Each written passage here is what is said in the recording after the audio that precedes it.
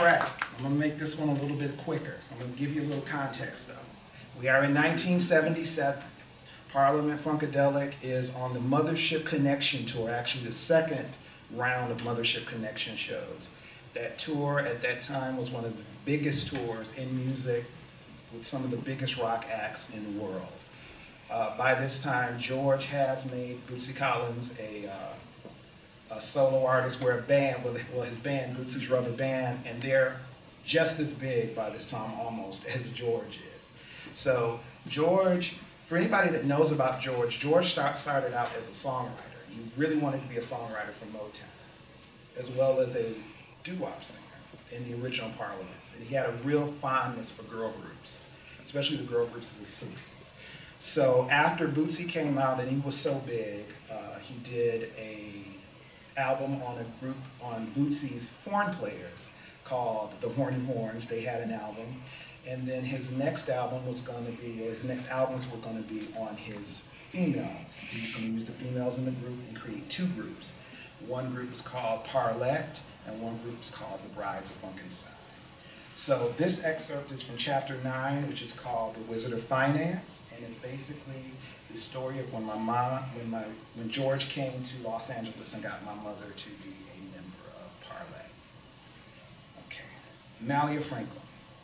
It was June 1977, and I had a nightly gig at a club called The Sold Out on the Sunset Strip in Hollywood. A guy named Eddie Nash owned the club. Like a lot of nightclub owners at that time, Eddie was a gangster. In 1981, he was convicted of what would be known as the Wonderland murders. It was infamous. They even made a movie about it later. Parliament-Funkadelic was on the Mothership tour, and I was playing a big show, and they were playing a big show at the LA Coliseum. George called me to come down and hang out, but I told him I couldn't because I had my own show that night. Around midnight, I was on stage and heard a commotion in the audience. A group of bodies got closer, and I started to recognize faces. George, Bootsy Collins, Gary Scheider, Bernie Worrell. Most of the guys from P-Funk were walking towards me.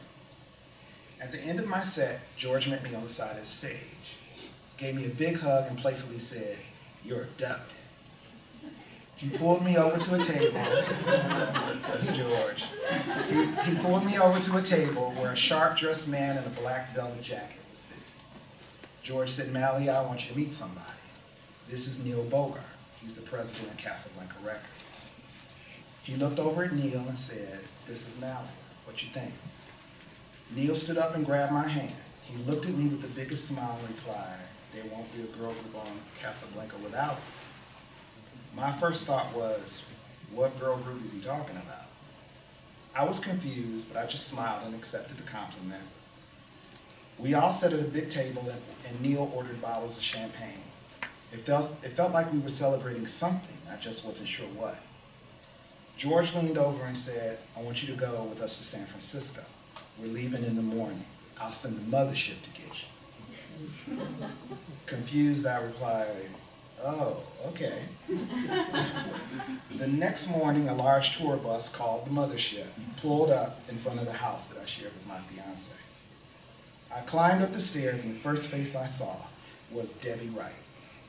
We had been friends since we were teenagers and singing in the studio with P-Funk since the early 70s. She let out a scream and threw her arms around me.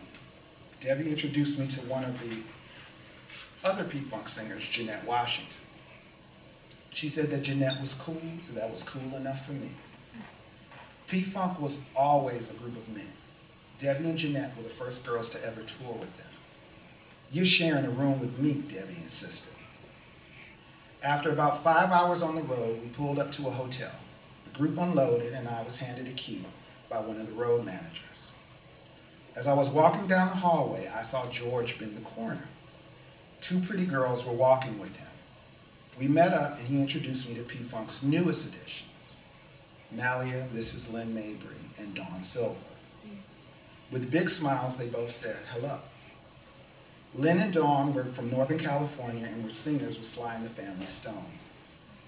Lynn was young and carefree. Dawn had tons of sex appeal and the baddest pair of legs on earth. It didn't take long for me to realize, though, that Debbie and Jeanette didn't like Lynn and Dawn at all. Because Debbie was my friend and we were from Detroit, of course she wanted me to dislike them too. We Detroit girls. We gotta stick together. Fuck these California girls. I wasn't threatened by them. I had no reason to dislike them. And I didn't have the same territorial issues that Debbie and Jeanette had with them. I did my first show with Parliament-Funkadelic that night and it was great. Afterwards, I went back to the hotel room that I was sharing with Debbie. She said, "Girl, I got some bomb shit. You want to puff on this joint with me?" I never turned down good weed, so I said, "Hell yeah."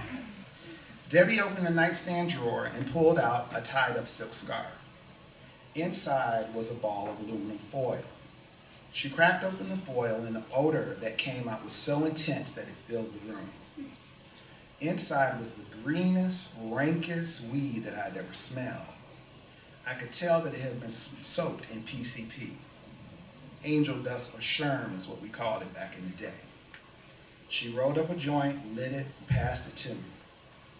I said, "Hell no, girl, I don't fuck around with dust." We had done drugs together in the past, pills, weed, but I never knew her to smoke angel dust ever. As I watched her puff on that joint, I thought to myself, I don't know if smoking angel dust is a good thing. The second night, we did a show in Oakland, then loaded the tour bus and headed back to Los Angeles. George got us rooms at the Continental Hyatt House in Hollywood, right near the Capitol Records building. Maybe an hour passed and I got a call for me to come to his suite. George's room was easy to find. All you had to do was follow the music. I sat down across from him and he lowered the volume on his boombox. Puffing on a fat joint, he said, "I want to talk seriously about you joining P-Funk full time." Then he asked me how I felt about a girl group situation.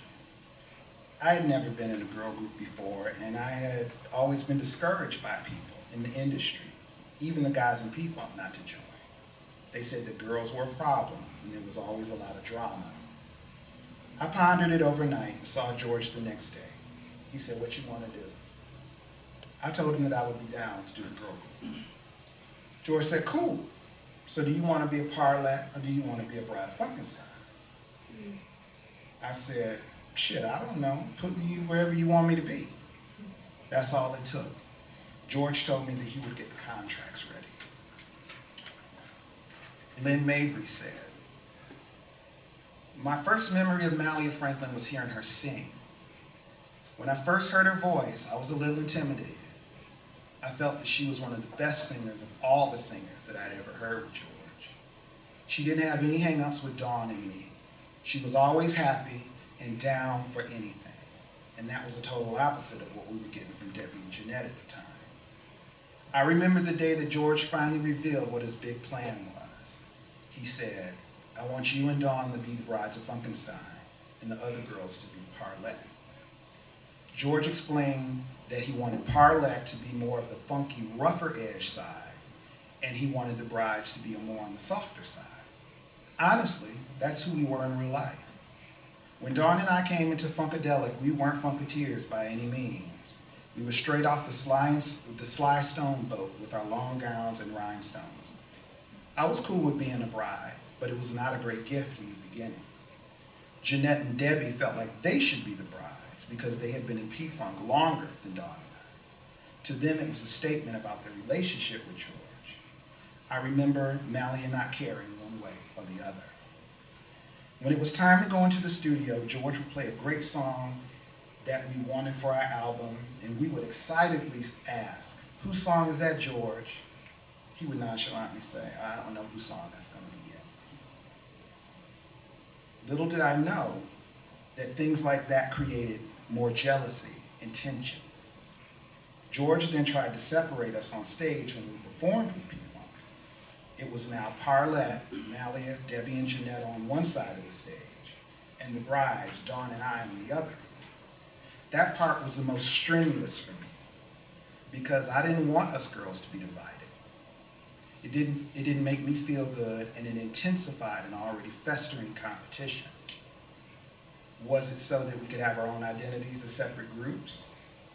Was it to elevate our performances on stage? Was it to manipulate the whole situation? I wasn't sure. But in hindsight, looking back at how it all turned out, I believe that it was all a part of George's master plan. All right.